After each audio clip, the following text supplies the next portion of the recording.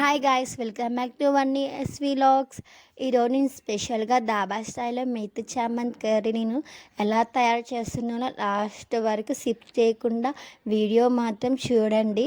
ఇక్కడ ఉన్న ఇంగ్రీడియంట్స్ ఏమేమి యూజ్ చేయాలో ప్రతి ఒక్కటి నేను ఇక్కడ హెడ్లైన్ ఇస్తా, వాటిని పాటించండి. అండ్ నా వీడియోస్ చాలామంది చూస్తున్నారు కానీ సబ్స్క్రైబ్ చేయడం మర్చిపోతున్నారు. ప్లీజ్ సబ్స్క్రైబ్ చేయండి, లైక్ చేయండి, షేర్ చేయండి. మీరు కొంచెం సపోర్ట్ ఇస్తే కదా నా వీడియోస్ అనేవి ముందుకెళ్తాయి. అండ్ సరే, ఇప్పుడు మనం వీడియోకి వెళ్దాము.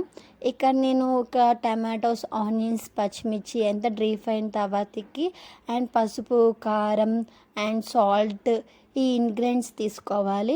ఇంకా కొంచెం ఆయిల్ పైకి వచ్చిన తర్వాతకి అండ్ మెంతి ఆకు వేసుకోవాలండి. వీటిని కూడా డీప్ ఫ్రై చేసుకోవాలి. ఎంత డీప్ ఫ్రై చేస్తే అంత మంచిదండి, ఎందుకంటే చేదని రాకుండా ఉంటుంది.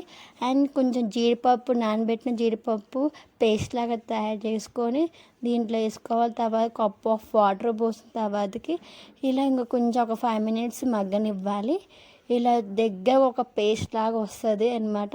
లాస్ట్గా ఫైనల్గా అయితే పన్నీర్ యాడ్ చేయాలి. మనం పన్నీర్ తురిమేది లేకపోతే పీసెస్ కట్ చేసైనా వేసుకోవచ్చు. నేనైతే స్మాల్ పీసెస్ కట్ చేసినాం. వీటిని కట్ చేసిన తర్వాత ఒక 2 minutes ఉంచానండి, ఎందుకంటే టేస్ట్ అనేది మారిపోతుంది. ఫైనల్గా ఈ పన్నీర్ వేసిన తర్వాత ఒక 2 minutes ఉంచిన తర్వాత దీన్ని స్మాల్ పీసెస్గా కట్ చేసుకోవాలి. అండ్ చూడండి, ఇలా ఇక్కడ ఉన్న వీడియో ప్రకారం మీరు చేస్తే కర్రీ మాత్రం మంచి రిజల్ట్ వస్తుందండి. అండ్ వీటిలో కాంబినేషన్ అయితే రోటీస్ చేసుకున్నాను. మైదా పిండి రోటీస్ అయితే బాగానే ఉంటాయి. Please subscribe my channel.